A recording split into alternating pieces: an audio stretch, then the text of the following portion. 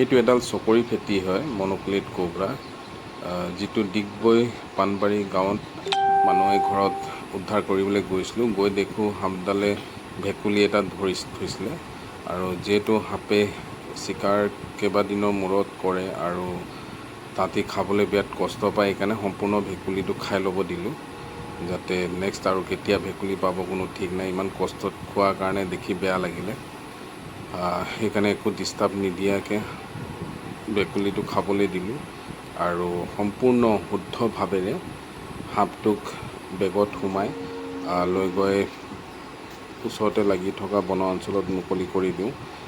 সম্পূৰ্ণ ভিডিঅ' দেখিলে আপোনালোক গম পাব কেনেকৈ একো অসুবিধা নিদিয়াকৈ সাপটো উদ্ধাৰ কৰিলোঁ।